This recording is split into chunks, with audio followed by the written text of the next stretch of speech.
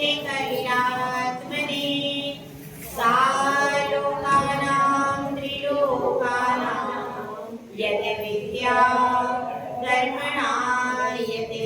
पंच परमेश्वरी भगवान की 1008 श्री कुंतुनाथ भगवान की परम पूज्य आचार्य श्री समंतभद्र भगवंत की परम पूज्य आचार्य श्री आदि सागर महाराज की आचार्य श्री महावीर कीर्ति महाराज की आचार्य श्री विमल सागर महाराज की आचार्य श्री प्रबल सम्राट सन्नति सागर महाराज की आचार्य गुरु सुंदर सागर महाराज की अहिंसामय विश्व धर्म की जिनवाणी माता की परम पूज्य हरिका शेख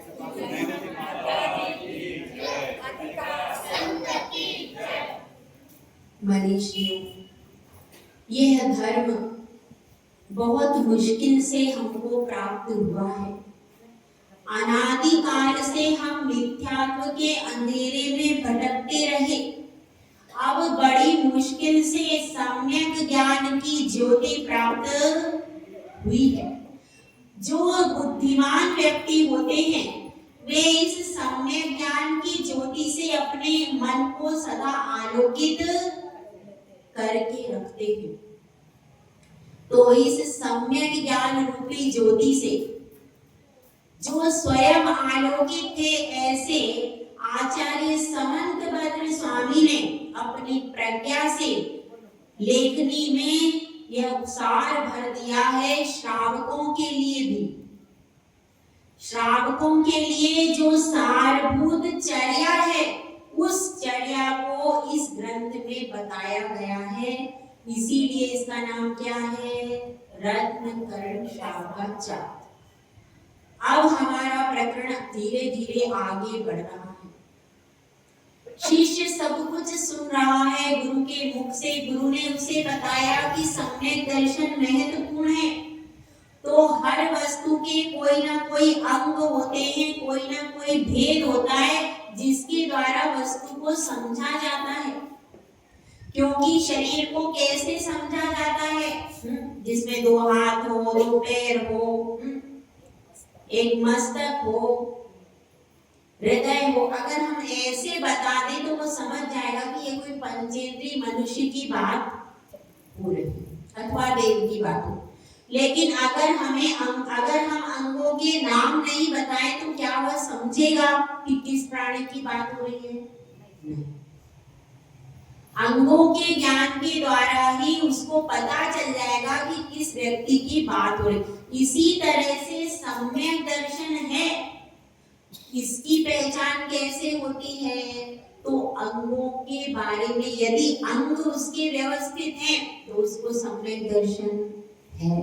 और यदि उसके अंग नहीं है तो जिस प्रकार से शरीर में अंग नहीं है तो शरीर पूर्णता को प्राप्त नहीं होता। उसी प्रकार से यदि सम्यक दर्शन में 8 अंग नहीं है तो सम्यक दर्शन भी कैसा हो जाएगा? अधूरा हो जाएगा।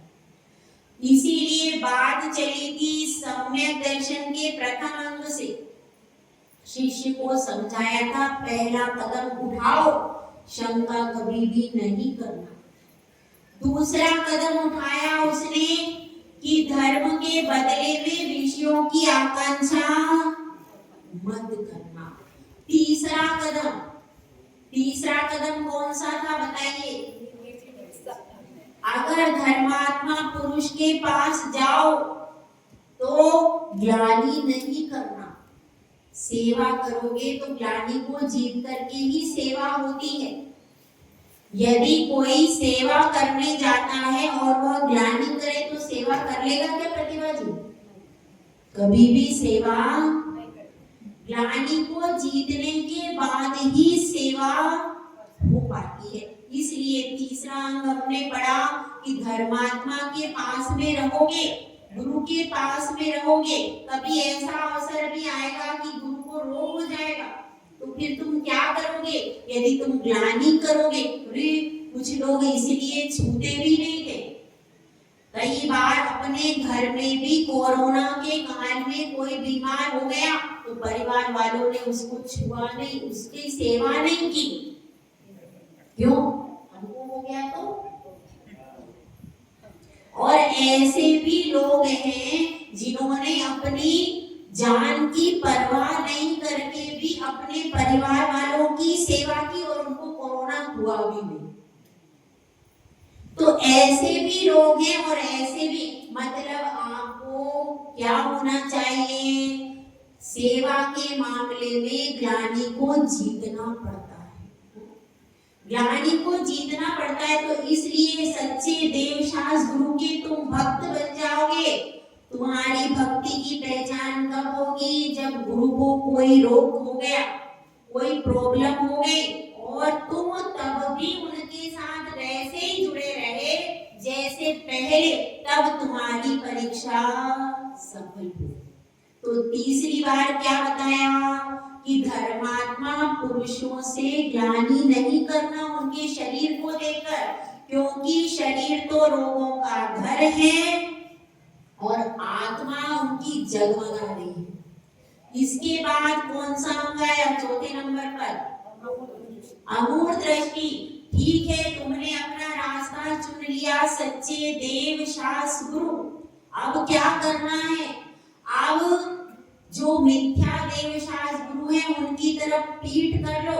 यदि बार बार उनके आयतनों में जाओगे, अनायतनों में जाओगे, बार बार उनकी प्रशंसा करोगे, मिथ्या गुरुओं के ही प्रवचन सुनोगे, उन्हीं के भजन सुनोगे, तो क्या होगा, तुम्हें दोष पर दोष लगते जाएंगे और संगति से एक दिन तुम्हारे अंदर भी मिथ्यात्व पनपने लगेगा। इसलिए ऐसी संगति को नहीं करना। तो हमने क्या कर दिया, पीठ कर दी उस तरफ। इससे क्या पता चलता है, इससे यह भी पता चलता है कि अमूढ़ दृष्टि गुण सम्यक दृष्टि का है। इसका मतलब वह अनायतनों में प्रवेश नहीं करेगा। पीठ दे के प्रवेश हो सकता है क्या? अनायतनों में जो सम्यक दृष्टि जीव है वह मिथ्या अनायतनों में प्रवेश भी नहीं। इससे है, क्योंकि रेवती रानी कहीं गई थी क्या? नहीं। इससे आपको समझ में आया, ऐसा नहीं है किताब पढ़ लो और अपन चले गए अपने घर पे। ऐसा मैं नहीं पढ़ाती और ना ऐसे आचार्य समंतभद्र जी पढ़ाते। आप पढ़ने के बाद अपने जीवन में ग्रहण करोगे तो इस पढ़ने का कोई मूल्य, और अगर अपने जीवन में कुछ भी ग्रहण नहीं कर पाए तो इसको पढ़ने का कोई मतलब नहीं। तो इसके रहस्य को ग्रहण करो। उसके बाद कौन सा अंग आता है? उपगूहन अंग। वह अंग क्या कहता है कि रास्ते पर चल रहे हैं, रास्ता मोक्ष का मार्ग शुद्ध है, मोक्ष के मार्ग में कोई दोष नहीं। लेकिन चलने वाले कैसे चलते हैं? एक व्यक्ति स्कूटर चलाता है, कैसे? ऐसे, जैसे सांप चलता है। तो गलती किसकी? अब वह स्कूटर से एक्सीडेंट हो जाता है, गलती किसकी है? रास्ता खराब था, रास्ता खराब कर दिया। चलाने वाले की गलती है कि वह गिर गया। तो इसी प्रकार से अगर चलाने वाले से कोई गलती हो जाती है तो रास्ते को दूषित मत करना, यह रास्ता खराब है ऐसा मत कहना। अब शिष्य यहाँ पर प्रश्न कर रहा है कि गुरुदेव अब तक मेरा सब कुछ समझ में आ गया लेकिन मुझे उपगूहन समझ में नहीं आया। गुरुदेव ने कहा क्यों? तो गुरुदेव देखो, अगर हम गलती को नहीं बताएंगे तो गलती तो बढ़ती ही जाएगी, फिर कोई सुधरेगा कैसे? समझ में आएगा क्या? आपने क्या कहा, गलती हो तो गलती को ढक दो, तो गलती को ढक देंगे तो व्यक्ति तो गलत ही रहेगा, व्यक्ति तो कभी सुधरेगा ही नहीं, और वो फिर आत्मा परमात्मा कैसे बनेगी? बात समझ में आ रही? क्यों? आत्मा ने गलती करी, किसी जीव ने गलती की, हमने उसको क्या कर दिया? ढक दिया। वह कह रहा है अगर मल को फूलों से ढक दिया है तो वह मल तो मल ही रहेगा, वो कोई फूल थोड़ी बन जाएगा। शिष्य का प्रश्न समझ में आया? वह कह रहा है हमें पवित्र बनना है, हमें पावन परमात्मा बनना है, और हम सब पतित की लाइन में खड़े हैं कि नहीं? हाँ जो लगे अपन सब कौन है? पावन है कि पतित है? तो हम सब पतित की लाइन में खड़े हैं, हम में 1000 दोष हैं। यदि हम ऐसे करके अपने दोषों को ढकते रहेंगे तो हम परमात्मा कैसे बनेंगे प्रभु? ये आपने क्या बता दिया, ये तो कुछ समझ में नहीं आया। तो गुरुदेव कहते हैं कि मैंने कहा है दूसरों की दोष की तरफ दृष्टि मत रखो। क्यों कहा? इसलिए कहा है कि दूसरों के कपड़े धोने से कोई धोबी कभी राजा नहीं बना। कोई धोबी आज तक राजा बना? क्यों नहीं बना?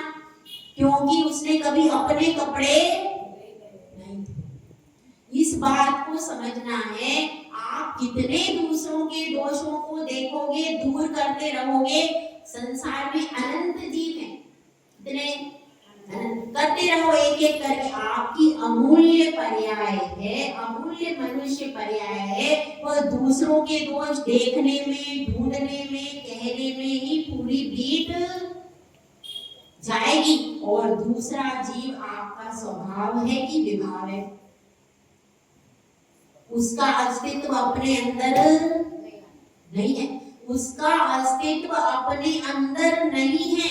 तो आप उसमें चाहे गुण हो, उसमें चाहे दोष हो, उससे अपना रत्ती भरनी भी तोड़ने वाला। इसलिए कह रहे तुम यह परमात्मा अपने स्वयं को बनाने वाले हो कि दूसरे को बनाने वाले? आचार्य जी ने क्या पूछा? तुम स्वयं को परमात्मा बनाना चाहते हो कि दूसरे को बनाना चाहते हो? तो कहता है नहीं, मैं तो स्वार्थी हूँ, मैं तो अपने आप को बनाना चाहता हूँ, दूसरे से क्या मतलब? जब दूसरे से मतलब नहीं है तो तुम अपना अमूल्य समय, अमूल्य पर्याय दूसरों के दोष देखने में व्यर्थ गंवा दोगे तो फिर अपने आप को सुधारोगे कब? अनादि काल से यही करते आ रहे, दूसरों के दोष देखे, कभी किसी के दूर भी कर दिए, मगर उससे तुम्हारा तो अच्छा नहीं हुआ। हुआ क्या? नहीं, तुम्हारा अच्छा नहीं हो पाया। इसलिए अब दूसरों के दोषों से दृष्टि अब हटा पाओगे, तब अपना हित कर पाओगे। क्योंकि कहा जाता है एके साधे सब सदे, सब साधे सब जाए। एक को यदि आप साधन कर लोगे तो क्या होगा? आप लक्ष्य तक पहुंच जाओगे। और यदि बहुत सारे को लेकर के चलोगे तो कभी भी लक्ष्य पर पहुंचे। जैसे कोई व्यक्ति एक परमात्मा का चुनाव करता है तो वह उस परमात्मा तक पहुंच जाता है। जो स्त्री पतिव्रता स्त्री एक पति का वरण करती है तो वह जिंदगी भर सौभाग्य सुख से और सती कहलाती है। सब दुनिया में उसका सम्मान करते हैं। इसीलिए एक आत्मा को आप भजोगे, अपनी आत्मा को, एक आत्मा को भजोगे तो आप परमात्मा तक पहुंच जाओगे। इसलिए कह रहे हैं कि यहाँ पर से दृष्टि हटाने के लिए हमने कहा है दूसरों के दोष को। जब तक तुम्हारी दृष्टि पर में लगी तब तक दृष्टि स्व में आने वाली है। इसलिए उपवनंग में कहा है तो वह कहने लगा कि गुरुदेव आप केवल निश्चय करते रहोगे, व्यवहार भी तो देखना पड़ेगा। मैं भी तो यही रहता हूँ संसार में, अभी तो मोक्ष होने वाला है नहीं। 4 व्यक्ति मेरे साथ में रहेंगे, जंगल में जाकर के तो धोने रवा नहीं सकता। 4 व्यक्ति मेरे साथ रहेंगे और उनमें कोई ना कोई कमी तो होगी, तो मैं उनको इस तरह से धर्म में स्थित करूं। मेरी भावना गलत नहीं, ठीक है, आपकी बात ठीक है, व्हाट्सएप पे प्रचार प्रसार नहीं करना, वायरल नहीं करना, ये सब सही है। और भी जगह जगह समाज में चर्चा नहीं करना। तो फिर कैसे मैं उसको सुधारूं और कैसे स्वयं सुधरूं? तो गुरुदेव कहते भैया अपने दोषों को मार्जन करोगे तो तुम्हारा कल्याण हो जाएगा। यह बात तो दूसरों से दृष्टि हटाने के लिए कही है, और फिर भी यदि तुम व्यवहार मार्ग पर जाना चाहते हो तो आगे की बात सुन लो। अब आचार्य परवेश की स्थितिकरण अंग को बता रहे। देखिए, दर्शनात् चरणात् वापि चलतां धर्मवत्सलैः प्रत्यवस्थानं प्राप्ये स्थितिकरणमुच्यते।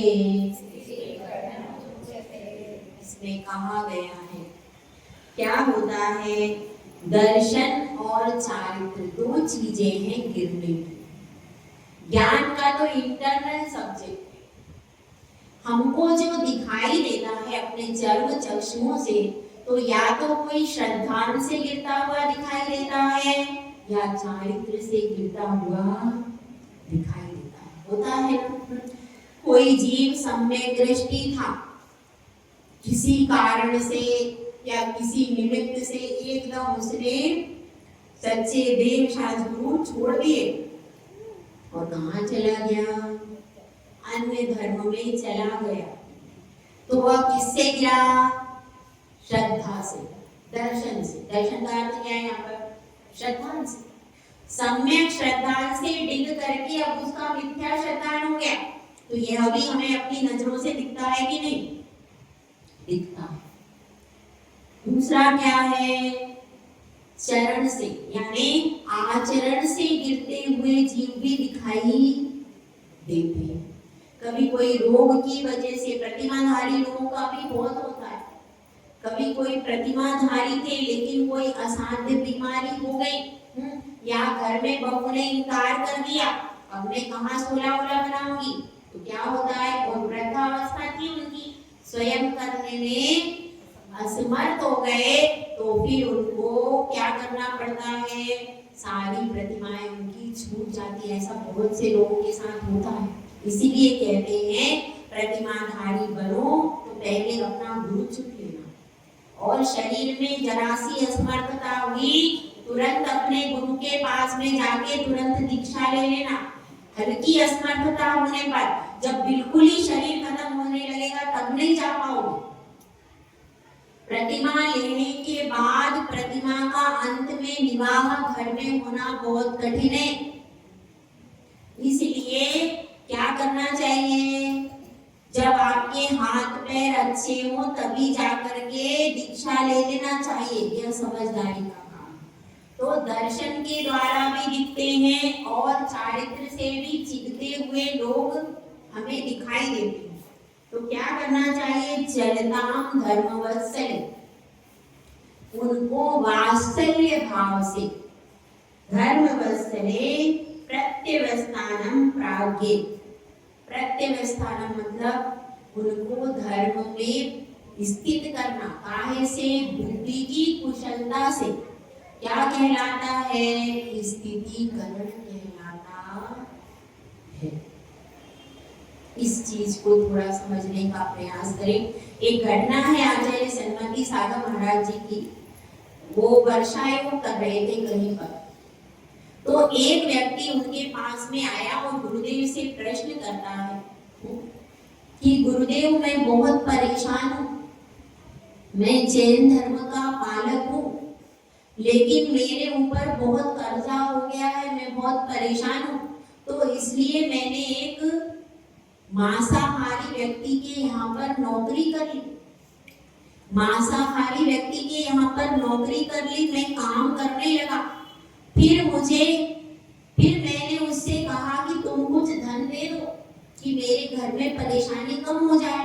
तो वह कहता है अगर आपको धन चाहिए तो हमारा धर्म स्वीकार कर लो, आपकी पूरी व्यवस्था कर देंगे, आपकी बढ़िया व्यवस्था होगी, सिर्फ आपको क्या करना है, सिर्फ आप धर्म को परिवर्तन कर लो।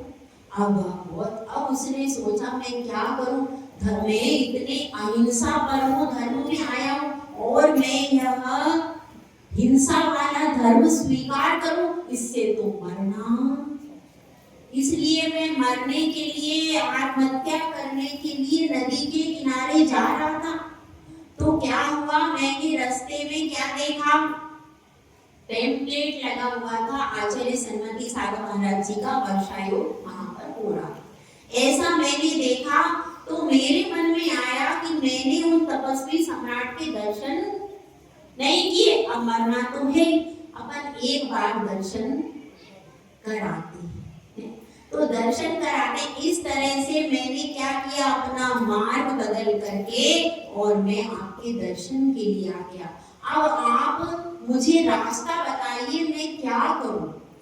तो जब आचार्य ऋषि ने उसकी समस्या सुनी तो वहां पर बहुत सारे सेठ आदि बैठे हुए थे। तो गुरुदेव ने कहा, देखो एक व्यक्ति मुसीबत में पड़ा है, अब वह श्रद्धा से चलायमान हो रहा है, तो उस अवस्था में हमको क्या करना चाहिए, ये आप लोगों को इस बात पर ध्यान देना चाहिए।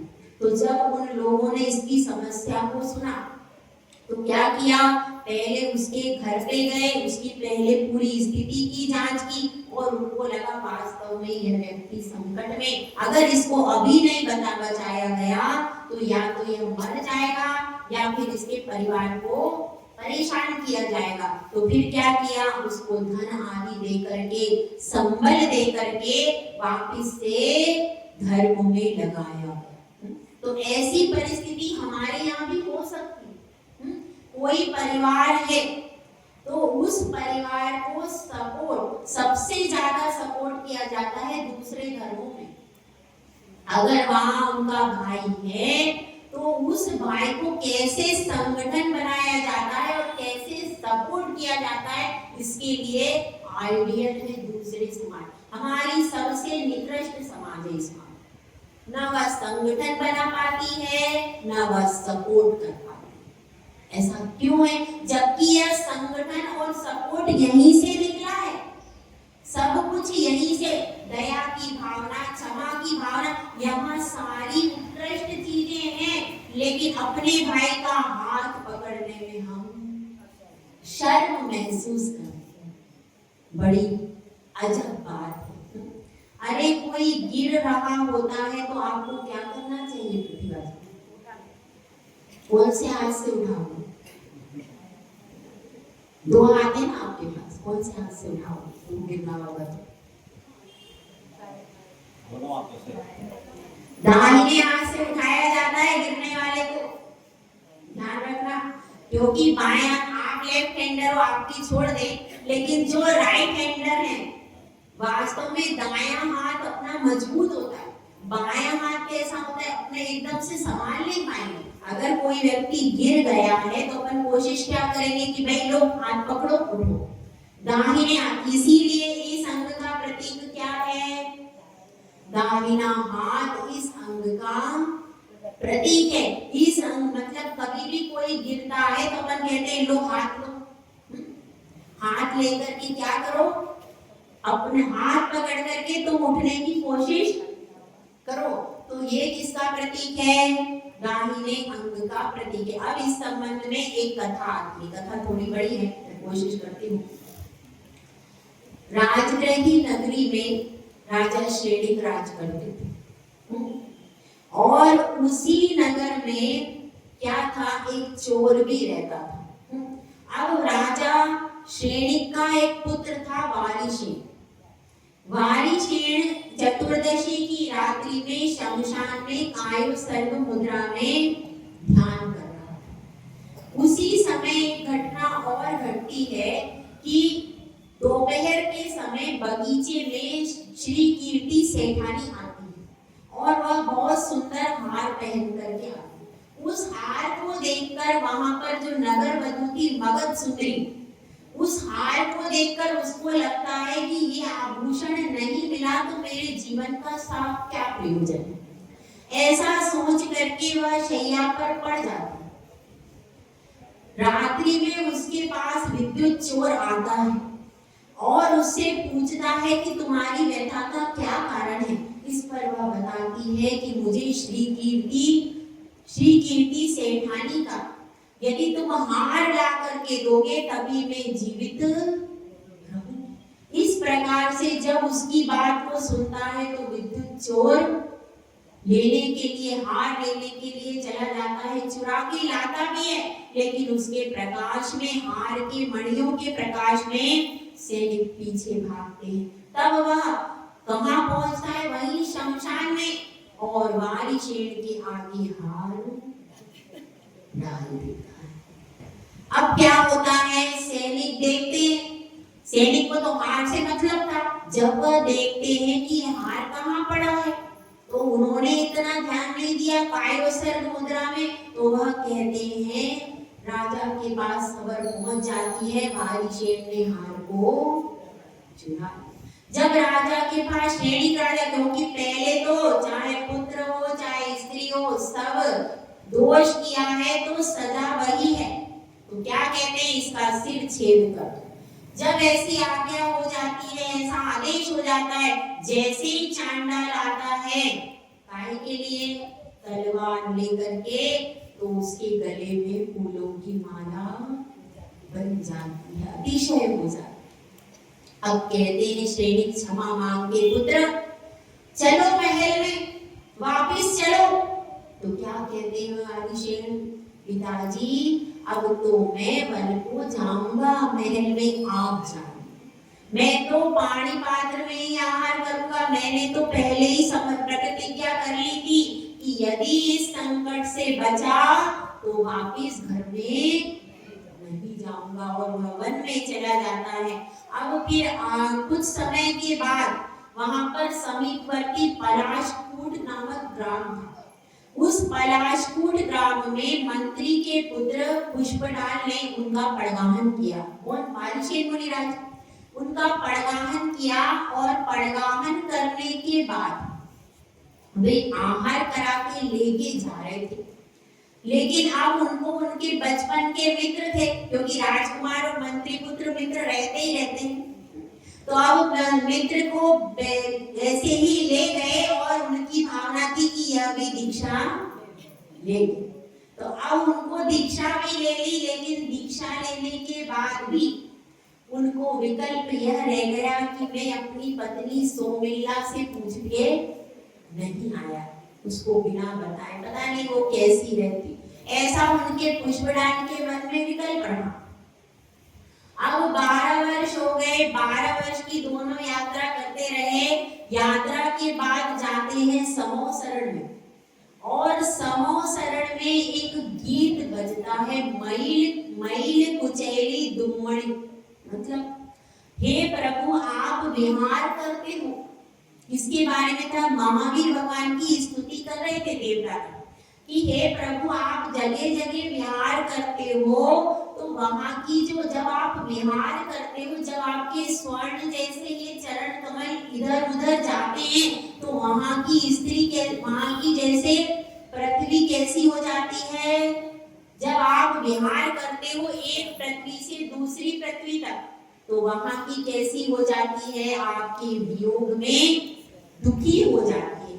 जैसे कि कोई स्त्री होती है, वह पति के वियोग से दुखी होती है, ऐसे ही जहां से आप विहार कर लेते हो, वहां की धरती ऐसी दुखी हो जाती है, मैल कुचैली। जैसे वियोग में रहती है स्त्री मैली कुचैली, उसी प्रकार से वह धरती भी मैली कुचैली हो जाती, क्योंकि कहाँ तो आपका समोसरण आता है, अपार वैभव उस पृथ्वी पर, और कहाँ वह कैसा हो जाता है? एकदम सूनी हो जाती। तो ऐसे वो बहुत मैली कुचैली सी हो जाती है। ऐसे भगवान की क्या कर रहे थे? भक्ति कर रहे थे। तो उस गान को सुन करके उन्होंने, वह गान किसके ऊपर था? पृथ्वी और महावीर स्वामी। तो इन्होंने किसमें लगा लिया? इन्होंने अपने और सोमिल्ला के संबंध में लगा लिया कि हाँ ये तो कह रहे पृथ्वी से विहार करते तो पृथ्वी ऐसी हो जाती है, तो अब वह कितने दिनों से 12 वर्ष हो गए हैं, तो वह कैसी रहती होगी? ऐसा विचार करके उनके कदम कहाँ बढ़ गए? राजगृही नगरी की ओर बढ़ चले। जब वारिशेन ने देखा कि ये राजगृही नगरी में क्यों जा रहे, तो उन्होंने कुछ भी नहीं कहा। स्थितिकरण करने का तरीका देखिए, स्थितिकरण कोई साधारण व्यक्ति के बस की बात नहीं हुई।